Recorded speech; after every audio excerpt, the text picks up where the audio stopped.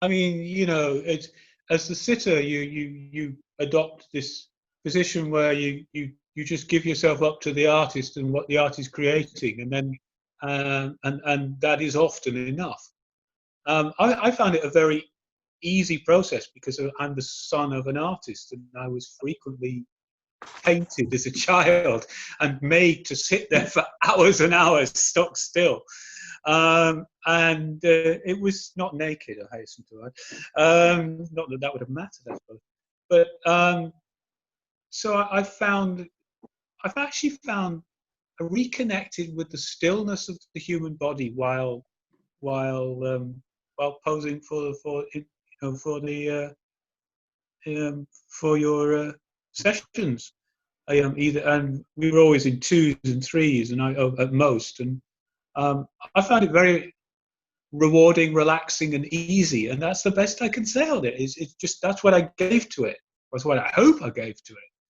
So Pavel thought it was erotic. Sorry?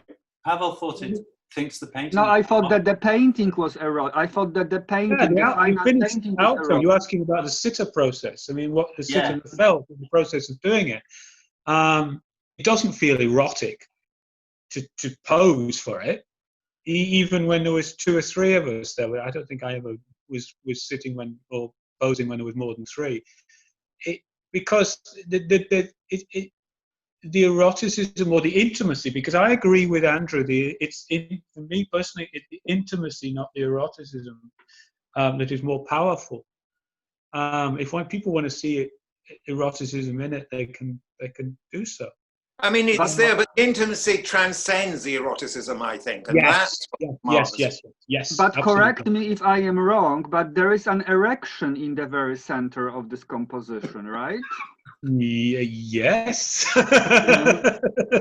So this is an obvious sign of eroticism more than intimacy. I understand what you are saying about the intimacy, and indeed intimacy is conveyed through the atmosphere of the painting and the touching and some general aura of sensuality, but at the same time, in the very center is a young hunk with an erection. Hello from uncharacteristically sunny Melbourne in Australia. Congratulations, Angus. It was really exciting to be a part of this work, and it's even more exciting to now see it find a context to live in and get out there into the world so people can experience it. What interesting times we are going through right now. I think as queer people, it's one of our biggest strengths is our sense of community, and it's going to be really challenging for us to get through this crisis without losing that. We're not able to go to bathhouses, we're not able to go to clubs and events and be a part of our community right now. And it's really important that we're really aware of that, and we do all that we can to make sure we don't lose that strength in community. I really feel for people who are disconnected at the moment, who are maybe living with unsupportive or homophobic relatives, or in unstable housing situations. On the bright side, it's really good to see that the cracks in society are starting to show, and it's becoming clearer and clearer just how broken the system was. We're seeing conservative governments in both of our countries have broad reform of things like welfare, and they're actually doing things to lift up the most vulnerable people in society, because we're now sort of understanding, well, we already knew, but they're starting to understand how important these people are in keeping society functioning. So yeah, I really hope that overall there's going to be a net positive outcome from all of this. But until then, stay safe. I really look forward to seeing how people react to the work and watching it get experienced by the broader community. May I ask, did he really have an erection when he was being drawn? Not for the whole 4 hours sitting. But for some of the time, that's good. In that respect, I said to you, Angus, that the look on Jake's face in the painting is ambiguous. You'd achieved something where it hovered between a kind of dreaminess. A kind of dreaminess on his face, isn't there? Other places. I look at this painting recently, 2 hours ago today, and I was thinking about Harry White at the same time, and I was thinking about the main face of the young man in the painting, and there is something in the face from social realist paintings. When you look at social realist paintings and the faces of soldiers or navy men or even peasants, there is a certain the slightly raised chin looking into the far distance. Yes, and there is and certain aloofness, but also very kind of allegoric quality of this face, and straightness of the face as well. There is something in my mind that reminded me of social realist paintings, and it kind of works in the context of the exhibition, because you have the character of Harry White, you have Stalin, you have the Soviet criminalization of homosexuality, and if you look at social realist paintings, in some of them, actually in very few, but in some of them, the paintings of the soldiers, of the peasants, or the navy men, you do see elements of homoeroticism. Oh, absolutely. Definitely, the social realist homoeroticism enter your paintings. It's a subversion of the I agree with you totally about that, because I actually found all those paintings of Soviet noble sailors very hot, very hot. Yes, they are very hot. A suppressed eroticism, which is even more interesting in those. But what would make it more like social realism was if the sitter was holding something, a tool, a weapon, or some allegorical. No, not necessarily. It seems like to me that the painting, the painting, the quartet painting, is devoid of props and things to hold. Whereas in fact, in the sauna or the bathhouse, there would be some towels, there would be some other kind of paraphernalia. These things have been kind of blitzed away out of this particular painting, which is also, the background is taken out. And to me, those are factors which make it like a certain kind of painting. What's actually not there. Sorry, I think that last point, what's not there makes it like a certain kind of painting. Yeah. What kind of painting would you say? Clearly, we are in the artist's studio for the purposes of the painting. Unclothed and, as I say, without the kind of normal paraphernalia to hand. I've said this before, but we're also suspended on the kind of carpentry that relates to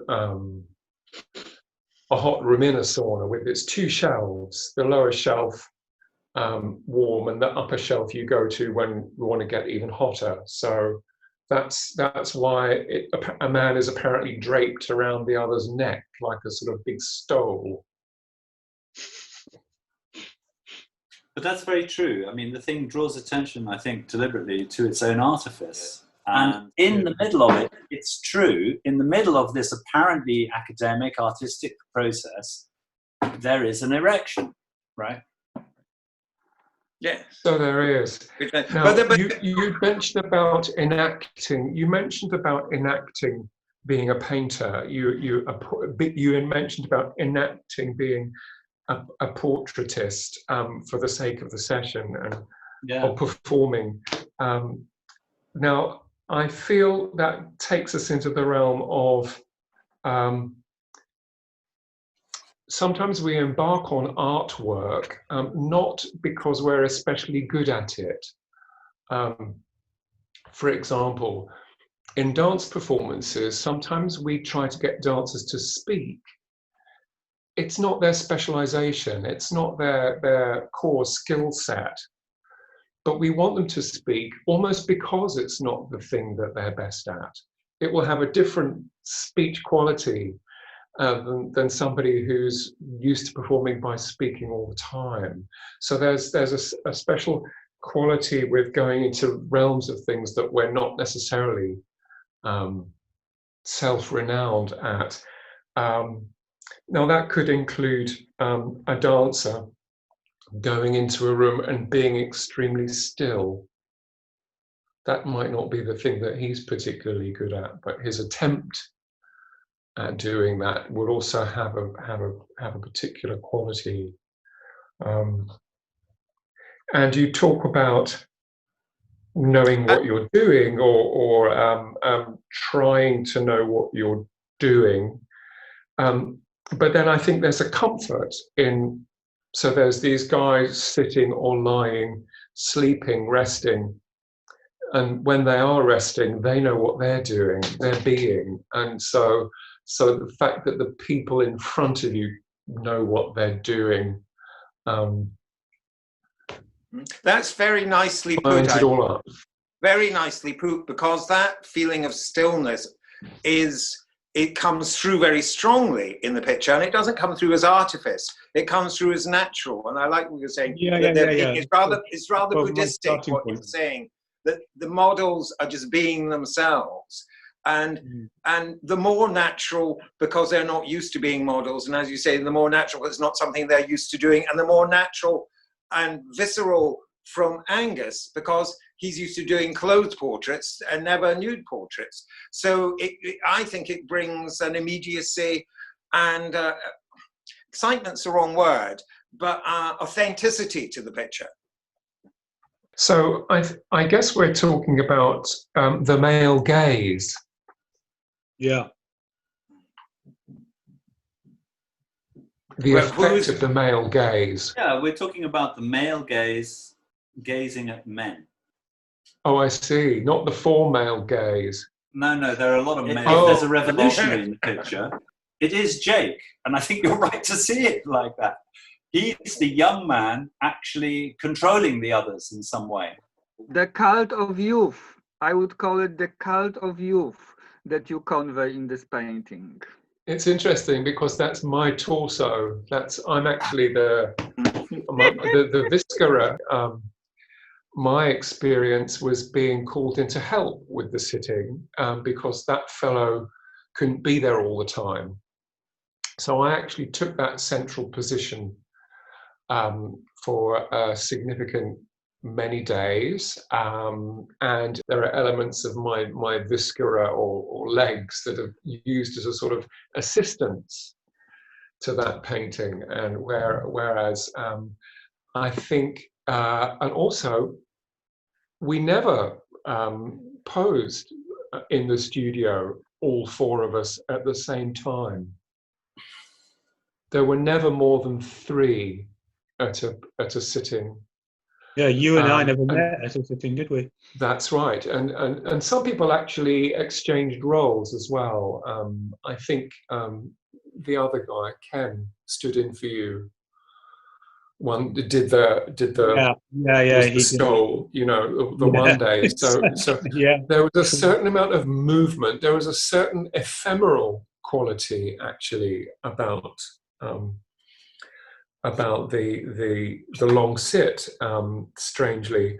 But then again, you see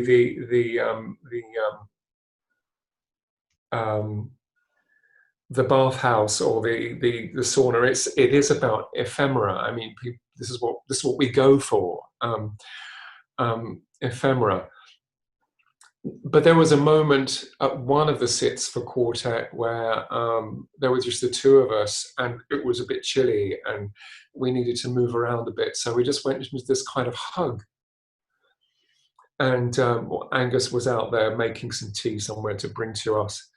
And he happened upon this image as he returned. And I think it's one of those things we all knew that this could be a next step. This could be something to take on, rather in the way that if you're making a choreography and you could be working on a particular idea, you find that there was something that happened that you couldn't actually integrate into the thing that you were doing, but is perhaps even the best of an essence for the next thing that you'd like to do.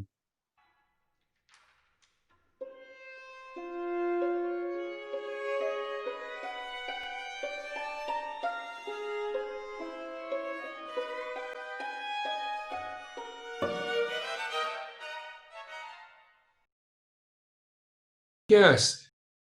There's something else I could say in that case, which is being asked to potentially sit for something and feel that it's going to be time consuming. It could also undermine one's ability to then go off and do one's work, like teach a class. You could actually be a bit knotted up and so on. So I had to think it over, and I had to think, well, it's going to have to be about a bit more than sitting and being painted. I'm going to have to be nurtured by it in some way. So I could examine it on those terms as part of a continuity in the rest of my day and the rest of my work. I would visit this place and be here and be doing that. Yeah, I mean, from a different perspective, as a writer and linguist, I share the same view. So when you say you're nurtured, how are you nurtured? One finds nurture. I mean, I think everyone should get to know Scotsman better. And what better way than to expose yourself to the hours and hours of blether and all the insights. When the two guys were there, one side and the other, they would have these kind of conversations, non-stop conversations, sort of through me, and they sort of passed through my ears and so on. And so I kind of absorbed all this additional knowledge about our culture. But historically, that's what portrait painters have always actually also said, that the conversations that happen in the studio are enormously important. And any portrait painter who demands his subject to be quiet is making a terrible mistake.